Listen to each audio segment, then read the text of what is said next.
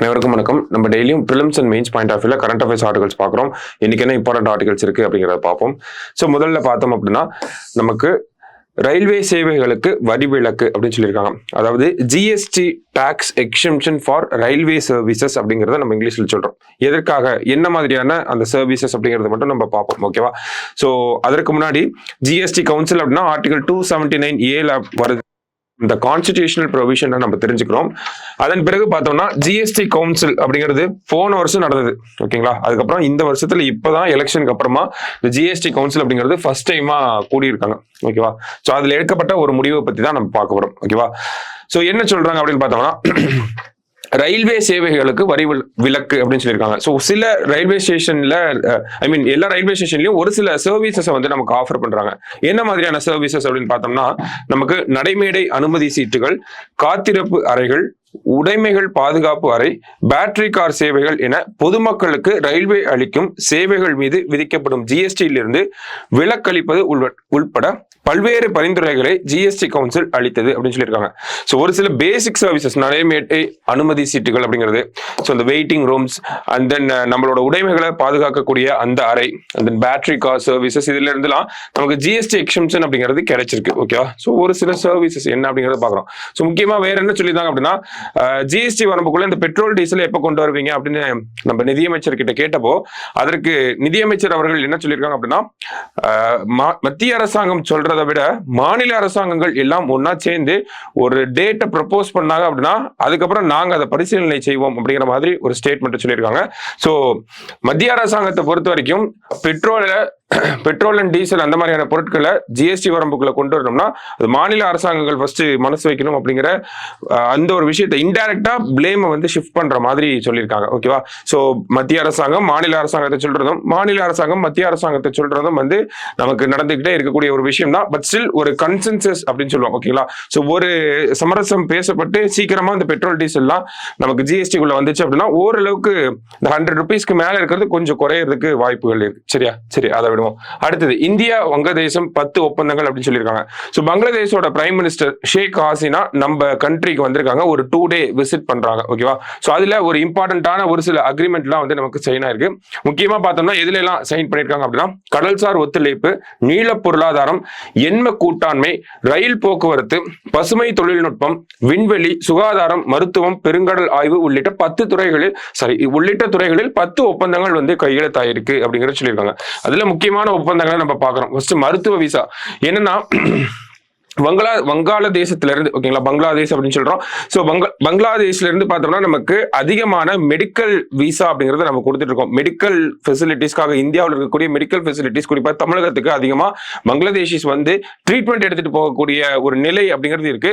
So அந்த ஒரு process of easy facilitation பண்ணணும் அப்படிங்கிறதுக்காக நம்ம மத்திய அரசாங்கம் என்ன பண்ண போறாங்க அப்படின்னா அந்த பங்களாதேஷில இருந்து வரக்கூடிய அவங்களுக்காக, பங்களாதேஷிஸ்க்காகவே ஒரு மெடிக்கல் விசாவை ஈஸியா வாங்குறதுக்காக ஒரு போர்ட்டல்ல உருவாக்க போறோம் அப்படிங்கறத சொல்லியிருக்காங்க. அதே மாதிரி பார்த்தோம்னா வேற என்ன இம்பார்ட்டன்டான விஷயங்கள் அப்படின்னு பார்த்தோம்னா பங்களாதேஷ்ல வந்து நம்ம ஒரு கமிஷனரேட் அப்படிங்கறத தொடங்க போறோம். அதாவது தூதரகம் அப்படின்னு சொல்லுவோம். ஓகேவா? பங்களாதேஷ்ல இருக்கக்கூடிய ராங்பூர் அப்படிங்கிற அந்த சிட்டில வந்து அந்த ஒரு பிளேஸ்ல வந்து நம்ம என்ன பண்ண போறோம்னா ஒரு தூதரகத்தை வந்து அமைக்க போறோம் அப்படிங்கறத நம்ம பிரதமர் அவர்கள் சொல்லியிருக்காங்க. ஸோ நமக்கும் வங்கதேசத்துக்கும் இருக்கக்கூடிய உறவுகள்ல முக்கியமான சில விஷயங்களை கொடுத்திருக்காங்க. ஓகேவா? ஸோ நம்ம பார்டர் ஷேரிங் அப்படின்னு பார்த்தோம்னா 4096 கிலோமீட்டர் கிட்டத்தட்ட பார்த்தோம்னா இந்தியாவோட 5 மாநிலங்கள் வந்து பார்டர் ஷேரிங்ல இருக்காங்க. யாரெல்லாம் அப்படின்னு பார்த்தோம்னா அஸ்ஸாம், மேகாலயா, அடுத்தது மிசோரம், அடுத்தது திரிபுரா, கடைசியா பார்த்தோம்னா வெஸ்ட் பெங்கால். ஸோ இவங்கெல்லாம் பார்த்தோம்னா பார்டர் ஷேரிங் ஸ்டேட்ஸா வந்து நமக்கு பங்களாதேஷோட இருக்காங்க. அது மட்டும் இல்லாம இந்தியா வந்து பங்களாதேஷை பொறுத்த வரைக்கும் இந்தியா வந்து பங்களாதேஷ்க்கு ஒரு பெரிய மார்க்கெட், நமக்கு பங்களாதேஷ் அப்படிங்கிறது ஒரு மார்க்கெட். ஓகேங்களா? ஸோ ட்ரேட் அப்படிங்கிற அந்த ஒரு விஷயத்திலையும் நல்ல ஒரு கோஆபரேஷன் அப்படிங்கிறது இருக்கு. ஸோ ஆல்ரெடி 2-3 டிஸ்பியூட்ஸ் வந்து நமக்கு பார்டர் ஷேரிங்ல இருந்தாலுமே அதெல்லாம் ஓரமா வச்சுட்டு அடுத்த கட்டத்துக்கு நம்மளோட ரிலேஷன்ஷிப், நமக்கும் பங்களாதேஷ்க்கும் இருக்கக்கூடிய ரிலேஷன்ஷிப்பை நெக்ஸ்ட் ஸ்டேஜஸ்க்கு கொண்டு போகணும் அப்படிங்கிறதுக்காக தான் ஃபர்ஸ்ட் பிளேஸ் அந்த பிரைம் மினிஸ்டர் இங்க வந்ததே அதுக்கான காரணம் தான். ஸோ நிறைய அக்ரிமெண்ட் சைன் ஆயிருக்கு.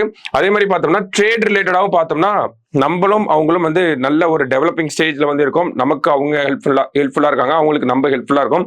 ஸோ ஒரு மியூச்சுவல் பார்ட்னர்ஷிப் அப்படிங்கிறது இருக்கு. அதை அடுத்த கட்டத்துக்கு டெவலப் பண்றதுக்காக தான் இந்த ஒரு 10 ஒப்பந்தங்கள் வந்து கையெழுத்தாயிருக்கு. சரிங்களா? ஸோ பேசிக்கான விஷயங்கள் தான் என்ன அப்படிங்கிறத மட்டும் பாத்துங்க. கடைசியா பார்த்தோம்னா தீஸ்தா நதிநீர் திட்டம் அப்படின்னு சொல்றாங்க. ஸோ இந்தியாவும் பங்களாதேஷும் பொறுத்த வரைக்கும் பார்த்தோம்னா ஒரு 5 மாநிலங்களை பார்த்தோம் பார்டர் ஷேரிங் அப்படின்னு சொல்லி கிட்டத்தட்ட 4096 கிலோமீட்டர் அப்படிங்கிறதையும் நம்ம பார்த்துருந்தோம். ஸோ இது மட்டும் இல்லாம ஒரு 54 நதிகள், ஓகேவா, இந்தியாவுக்கும் பங்களாதேஷுக்கும் இந்தியா பங்களாதேஷ் பார்டர்ல போயிட்டு வந்துட்டு இருக்கு. ஓகேங்களா? ஒரு 54 நதிகள், அதுல இருக்கக்கூடிய முக்கியமான ஒரு நதி தான் என்ன அப்படின்னு பார்த்தோம்னா இந்த தீஸ்தா நதி அப்படின்னு நம்ம சொல்றோம். ஓகேவா? தீஸ்தா ரிவர் வாட்டர் டிஸ்பியூட் அப்படின்னே இருக்கு. இந்தியாவுக்கும் பங்களாதேஷ்க்கும், குறிப்பா இந்தியாவில வெஸ்ட் பெங்காலுக்கும் பங்களாதேஷ்க்கும் இருக்கக்கூடிய அந்த ஒரு பிரச்சனையை தான் நம்ம என்னன்னு சொல்றோம் அப்படின்னா தீஸ்தா ரிவர் வாட்டர் டிஸ்பியூட். யாருக்கு இந்த தண்ணி சொந்தம் அப்படிங்கிறது அந்த பஞ்சாயத்து. ஓகேங்களா? இப்படி நமக்கும் கர்நாடகாவுக்கும் ஒரு பிரச்சனை போயிட்டு இருக்கோ, அதே மாதிரி இந்தியாவுக்கும் பங்களாதேஷ்க்கும் போயிட்டு இருக்கு. இந்தியாவை பொறுத்த வரைக்கும் பார்த்தோம்னா இந்த இண்டஸ் வாட்டரை ஷேர் பண்றது ஒரு பிரச்சனை இருக்கு. ஓகேங்களா? இது இந்தியாவுக்கும் பாகிஸ்தானுக்கும் இருக்கு. மற்றபடி பார்த்தோம்னா இந்தியாவுக்கும் பங்களாதேஷ்க்கும் என்ன இருக்கு அப்படின்னு பார்த்தோம்னா இந்த தீஸ்தா ரிவர் வாட்டர் டிஸ்பியூட் அப்படிங்கிறது இருக்கு. ஓகேங்களா? சோ அதை பத்தின சில விஷயங்கள் நமக்கு கொடுத்திருந்தாங்க. குறிப்பா பார்த்தோம்னா தீஸ்தா நதியை வந்து பங்களாதேஷ் டெவலப் பண்ண போறாங்க. ஓகேவா? கன்சர்வேஷன் அந்த மாதிரியான ஆக்டிவிட்டிஸ் எல்லாம் பண்ண போறாங்க. சோ அந்த ப்ராஜெக்ட்ல இந்தியா இன்வால்வ் ஆகணும் அப்படிங்கிறதுக்காக ஒரு டெக்னிக்கல் டீமை நம்ம அனுப்பியிருக்கோம். ஏன்னா சைனாவும் அந்த ப்ராஜெக்ட்ல இன்வால்வ் ஆகணும் நினைச்சிட்டு இருக்காங்க. ஓகேவா? சோ அதை கவுண்டர் பண்றதுக்காக இந்தியாவும் ஒரு டெக்னிக்கல் டீம் வந்து நம்ம அனுப்பியிருக்கோம். சோ ஓகேவா? ஸோ அதான் இந்த ஒரு நியூஸோட முக்கியமான விஷயமா இருந்துச்சு. அது இல்லாமல் இதுல இருந்து நம்ம தெரிஞ்சுக்க வேண்டிய விஷயம் என்னன்னா தீஸ்தா ரிவர் வாட்டர் டிஸ்பியூட் இந்தியாவுக்கும் பங்களாதேஷ்க்கும் நடக்குது அப்படிங்கிறத நம்ம பேசிக்கா தெரிஞ்சுக்கிறோம். ஓகேவா? ஸோ இன்னைக்கு ஆர்டிகல்ஸ் எல்லாமே வந்து ஓரளவுக்கு பேசிக்கா தான் இருந்துச்சு. ஸோ ஒரு டைம் ரீட் பண்ணி பாருங்க. நாளைக்கு டிஎன்ஏல மீட் பண்ணலாம். தேங்க்யூ.